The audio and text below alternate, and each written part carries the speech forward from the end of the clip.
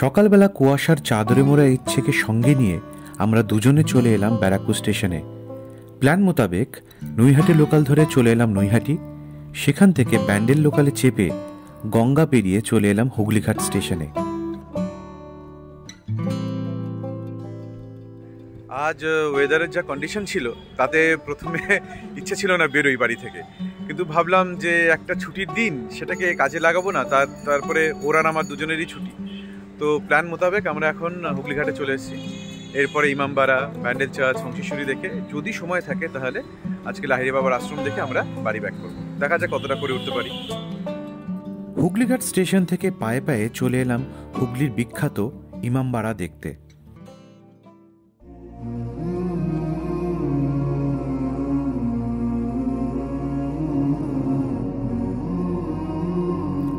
হুগলি ইমামবাড়া হুগলি জেলায় অবস্থিত একটি শিয়া মুসলিম ইমামবাড়া ও মসজিদ।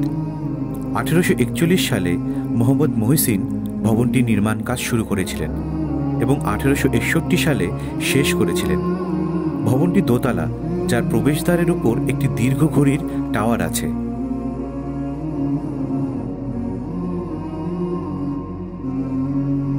মসজিদের দেয়ালে খোদাই করা কোরআনের নকশা ও পাঠ্য আছে। মসজিদের অভ্যন্তরটি মার্বেল, মোমবাতি এবং ঝুলন্ত লণ্ঠন দ্বারা সজ্জিত।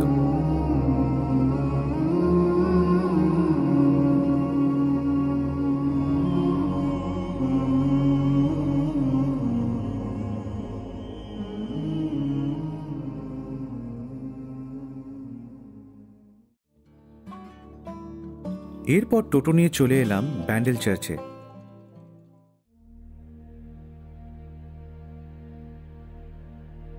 ব্যান্ডেল চার্চ পশ্চিমবঙ্গের প্রাচীনতম খ্রিস্টান গির্জাগুলির মধ্যে একটি।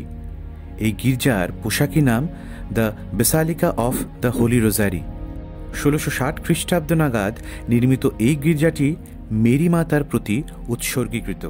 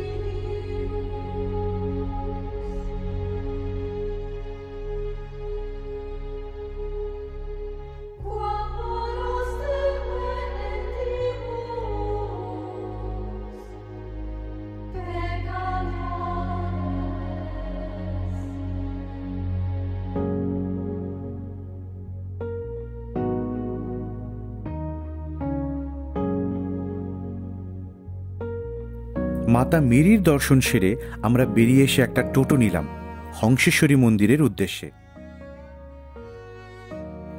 মেন রোড থেকে কিছুটা হেঁটে পৌঁছে গেলাম মায়ের মন্দিরে।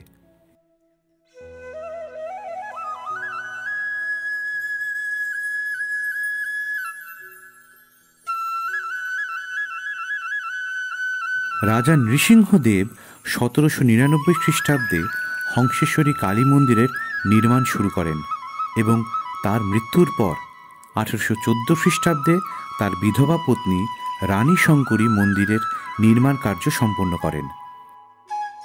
এই মন্দিরের 13টি রত্ন ও মিনার প্রতিটি প্রস্ফুটিত পদ্মের ন্যায় নির্মিত।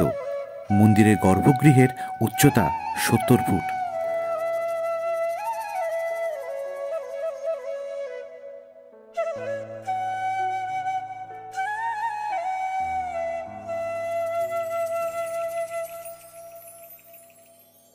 গোলাকার বেদির উপরে পাথরে নির্মিত শায়িত শিব মূর্তির নাভি থেকে উদ্গত প্রস্ফুটিত পদ্মের উপর দেবী হংসেশ্বরীর মূর্তি নির্মিত। দেবী মূর্তি নীলবর্ণা, ত্রিনয়নী, চতুর্ভুজা, খর্গ ও নরমুণ্ডধারিণী।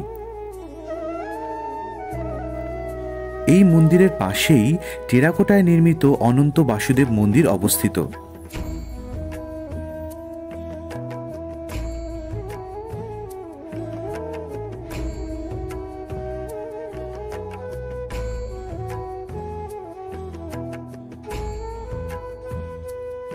দুটি মন্দিরই ভারতীয় পুরাতত্ত্ব বিভাগ দ্বারা সংরক্ষিত।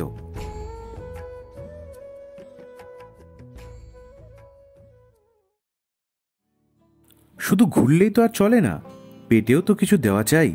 সেজন্য আমরাও চলে এলাম নিউ হাজিতে বিরিয়ানি খেতে। ব্যান্ডেল স্টেশনের সামনে থেকে অটো নিয়ে দিল্লি রোডে গিয়ে পড়লাম আমরা।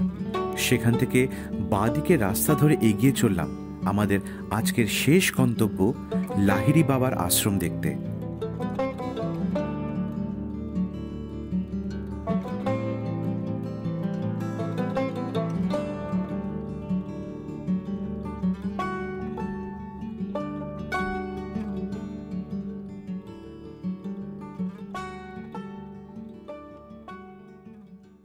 লাহিড়ী বাবার আশ্রমের কম্পাউন্ডে ঢোকার পর আমাদের একটি সুন্দর বাগান অভ্যর্থনা জানালো। এই বাগান বিভিন্ন রকমের ফুল দিয়ে ঘেরা।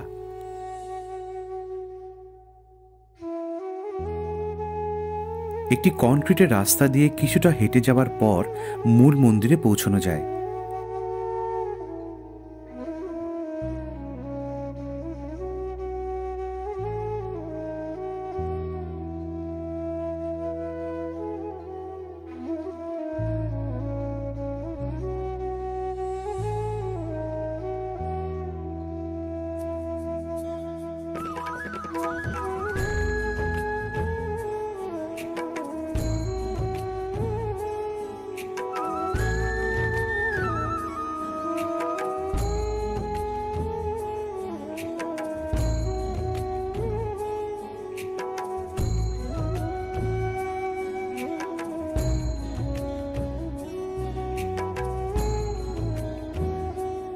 এই মন্দিরটি একটি ছোট্ট পুকুরের উপর অবস্থিত।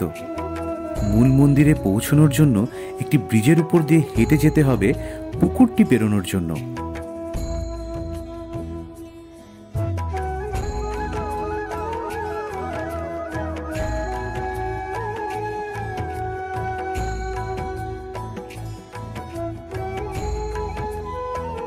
লাহিড়ী বাবার মন্দির সম্বন্ধে একটি জিনিস বলার, এটি একটি মন্দির নয়, এর ভেতরে একাধিক ছোট ছোট মন্দির রয়েছে। সমস্ত মন্দির প্রাঙ্গণ জুড়ে মহাদেব, নারায়ণ, শ্রীকৃষ্ণ, মা দুর্গা থেকে বুদ্ধ, মাদার মেরি এবং যীশুখ্রিস্টের বিগ্রহ রাখা আছে, যা আমাদের মানবজাতিকে বলে দেয় ধর্মনিরপেক্ষ হয়ে থাকতে এবং সবাইকে একসাথে হাতে হাত রেখে একে অপরকে সাহায্য করার জন্য। কারণ ঈশ্বরের কাছে সবথেকে বড় ধর্ম হলো সেবা।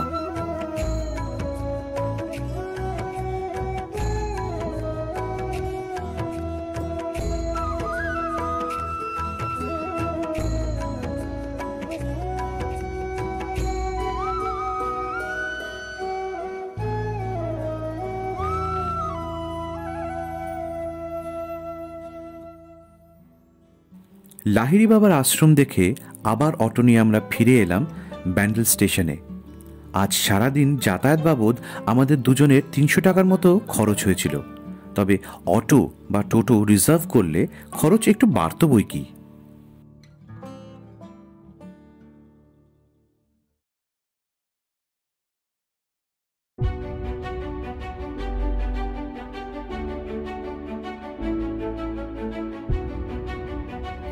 আশা করি আমার এই ট্রাভেল ব্লগ তোমাদের ভালো লেগেছে। তোমাদের কোনো জিজ্ঞাসা থাকলে অবশ্যই কমেন্টস করো। এরকম আরও ট্রাভেল ব্লগ দেখার জন্য চ্যানেলটি সাবস্ক্রাইব করে রেখো। খুব শিগগিরই আবার দেখা হবে নতুন কোনো জায়গায়, নতুন কোনো ট্রিপে। ভালো থেকো সবাই।